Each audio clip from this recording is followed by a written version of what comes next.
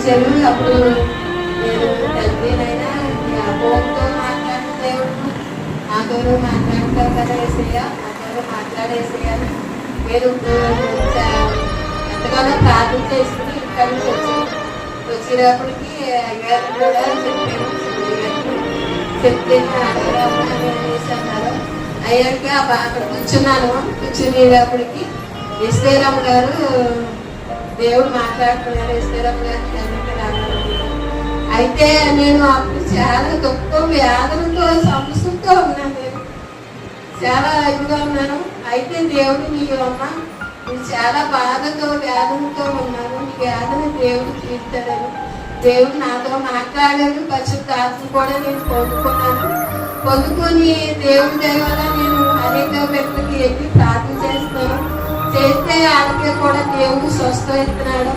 దేవుడు నేను ఇంకా కూర్చోమని నాకు ఎవరికో రాగా ఏదోలాగా వాక్యం చెప్పాలి, అది మారాలి అని దేవుడు నాకు పేరే గురించి వెళ్ళి ప్రార్థన చేస్తాడు. నా బిడ్డలిద్దరూ సాక్ష్యం చెప్పారు. ఆ బిడ్డలిద్దరూ నా బిడ్డ వాళ్ళు కూడా ఇంకా బలపడాలి, నా పెద్ద బిడ్డ కూడా బలపడాలి, విశ్వాసంలో బలపడాలి, నా కుటుంబంగా బలపడి సాక్షిగా నిలబడాలి, అభిషేకం పొందుకోవాలి. ఆత్మ లేని వాడు నా వాడు కాదని దేవుడే చెప్పాడు. ఆ ఆత్మ కావాలని ఆత్మ కావాలని ఆయన దర్శనాలు ఎన్నో చూస్తున్నాను. నేను కూడా దర్శనాలు నేను ఒక నీటిలో పడిపోయి ఉన్నాను. ఆ నీటిలో పడిపోయిన నా భర్తను నా బిడ్డలు సమమే మునిగాను.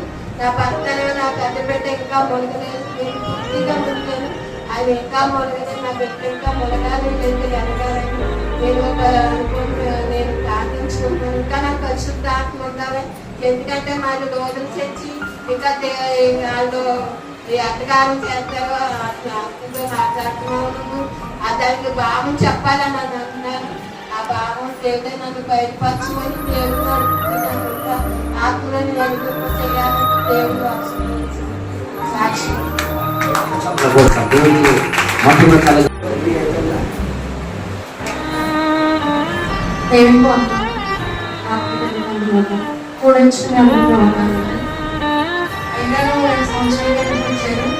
అప్పుడు పరిశుద్ధాత్మ గురించి అందరికీ బోధించారు. అందరిలో నాకు దేవుడు కాదు. ఆ రోజు నుంచి ఈ రోజు నాకు ప్రార్థన గురించి ప్రార్థన అవసరం ఉంటే ప్రార్థన చేయాలని నాకు దర్శనం దేవుడు చూపించారు. ఆ రోజు నుంచి ఈ రోజు వరకు నేను భాష మాట్లాడుతున్నాను. దేవుడు నాకు గొప్ప వర్ణించినందుకు చెప్తాను.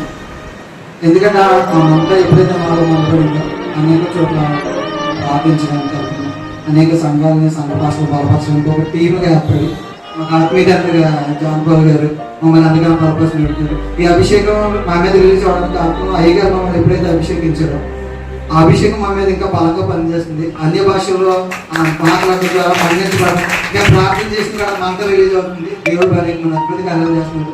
అదే కూడా కాకుండా ఎక్కడ ప్రార్థన చేస్తే దేవుడు నన్ను ఆరాధకుడిగా నిలబెడతాను.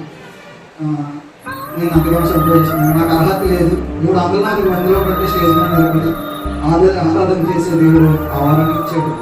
ఇప్పుడు కూడా నేను ఈ నమస్కారం చాలా ఆనందపడి, ఎందుకంటే ఈయనతో దేవుడు ఎప్పుడూ ఉంటాడు. అభిషేకం రిలీజ్ చేయడం అమృత సువార్త చెప్పి మాటలు చెప్పి వెళ్ళిపోతూ ఉంటాడు. కానీ అభిషేకం రిలీజ్ చేయడం దేవుడు ఒకరికి ఇస్తాను. అలాగే నేను సంతోషిస్తున్నాను. అదే నేను సరాతుగా పొందుకోవాలి. దేవుడు ఇంకా బాగుపడ్డాడు. ఆ మంట నాలో చదవడానికి నేను ఇక్కడ రావడం జరిగింది. దగ్గర ప్రత్యేకంగా దేవుడు నన్ను ఇలా బలపరుస్తున్నాడు. ఇంకా అనేక చోట్ల బలంగా వాడుకోవాలని నేను దేవుడు కోరుకుంటున్నాను. సాక్షి దేవుడు తెలిసింది. ముందుగా దేవాదేవుని పొందాలి. ఇక్కడ కూడా నాయగారు అందరికీ 2 సంవత్సరాల క్రితం వచ్చారు. నేను అందరిలాగే వచ్చేటప్పుడు కూర్చున్నాను. దైవాలు ఇక్కడ అందరూ భాషతో మాత్రం ఎన్ని భాషతో నిలబడాలి, దేవుడు అక్కడ సమీపంగా ఉందని భావిస్తాను.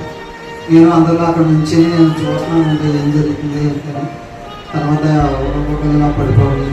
దీనిలో చర్యకి అందరిలో పడిపోవాలి. నేను పొందుకోవాలని ఆసక్తితో ముందుకు నుంచున్నాను. అందరికి వచ్చింది. లాస్ట్ టైంలో అతను ఎప్పుడైతే ఆవిరిపోయి అభిషేకించాడు అయ్యారు అప్పుడు వచ్చింది. నాకు రాదేమో నాకు రావట్లేదైతే నేను బాధపడుతున్నాను. కానీ ఎప్పుడైతే ఆయిల్ చేసి లాస్ట్ మినిట్ అన్నమాట అప్పుడు ఎప్పుడైతే అభిషేకించారో మా అన్నయ్య పెద్ద మా అన్నయ్య తర్వాత అభిషేకం అటువైపుగా దేవుడు చేశారు. అలాగే ఆ భాషలు మాట్లాడి వరం పొందుకున్న తర్వాత అనేక చోట్లకి వెళ్ళి ఒక ప్రార్థన పనులుగా టీం ఉన్నాం చాలా మంది. జానపాలి గారు కూడా వెళ్ళి ప్రతి నెల ఒక మంగళవారం లాస్ట్ మంగళవారం వెళ్ళి ఎక్కడికో ప్రేయర్ చేసుకుని ఉంటాం. అక్కడ దేవుడు ఎన్నో అద్భుతాలు చేస్తున్నాడు. అక్కడ ఎదురు పడుకున్నాము దేవుడు దైవజనులు దేవుడు తీసుకొచ్చినప్పుడు దైవజనం చదువుకుంటున్నాడు. ఈ సాక్షి దేవుడు దీవించాడు. కొడతాం దేవుడికి మధ్య